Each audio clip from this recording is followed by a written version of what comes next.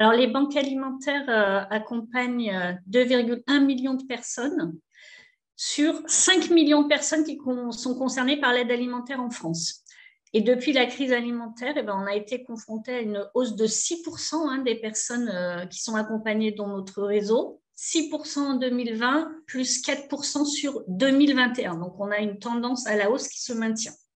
Donc, nous, notre contribution, c'est une contribution en produits alimentaires qui est évaluée à un montant d'environ 90 € par mois pour une personne. Voilà. Donc, cette personne, c'est une aide au budget. On n'a pas vocation à la nourrir complètement, mais c'est quand même assez significatif. On aide principalement, il faut le savoir, des femmes, 70% de femmes et 30% de familles monoparentales. Et ce qui a été accéléré par la crise, c'est qu'on aide de plus en plus de jeunes. C'est désormais plus de 20% des personnes que nous accueillons. Voilà. Et la moitié des personnes que nous accueillons depuis la crise sont des gens qui n'étaient jamais venus à l'aide alimentaire.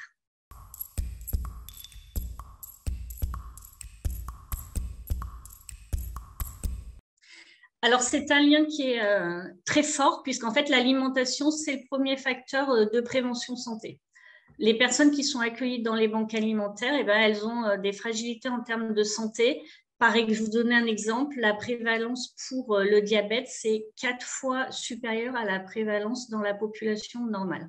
Alors, c'est pour ça que nous, on a mis en place un programme qui s'appelle Bon geste, bonne assiette, qui a pour ambition de contribuer à améliorer l'état de santé des personnes en situation de précarité alimentaire en offrant un certain nombre de dispositifs et notamment leur proposant de participer à des ateliers cuisine. Alors pourquoi? Parce qu'en fait, cuisiner, c'est vraiment un acte social exceptionnel, ça crée du lien, ça renforce l'estime de soi et toute personne a besoin d'avoir les bons repères alimentaires, de savoir cuisiner en fait de façon simple à travers des recettes faciles à refaire chez soi et surtout de retrouver confiance en soi. Donc nous, on a un guide atelier de cuisine qui vient de sortir et nous allons mettre en place également un site en ligne de recettes à petit budget et toute une série d'outils à la disposition de notre réseau associatif pour accompagner par l'alimentation ces personnes, parce que vraiment, l'aide alimentaire, c'est un levier d'inclusion sociale.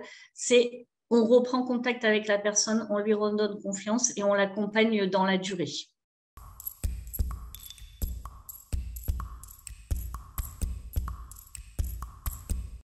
Alors, pendant la crise sanitaire, on a beaucoup parlé de la précarité des étudiants, de la précarité alimentaire dans les grandes métropoles. C'est une réalité, mais il faut savoir que la précarité dans les territoires ruraux, c'est aussi une vraie source de préoccupation et le réseau des banques alimentaires est particulièrement mobilisé pour essayer d'y apporter une réponse.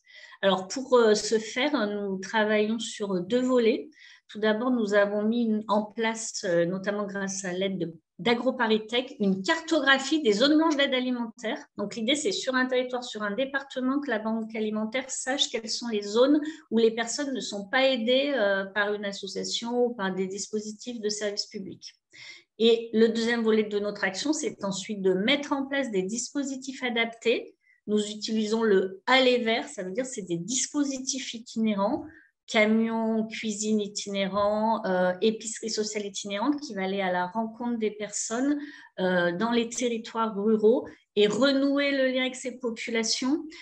C'est des populations qui ont souvent des grands problèmes de mobilité et également prendre en compte vraiment l'aspect de la dignité. La pauvreté est très cachée en milieu rural. Donc tout ça, on le co-construit dans les territoires en fonction de la diversité des territoires et on travaille avec d'autres partenaires. Par exemple, on travaille avec l'Association des maires ruraux de France et avec les agriculteurs ont du cœur pour vraiment s'adapter aux personnes et aux territoires, aux villages concernés, aller au plus près des besoins.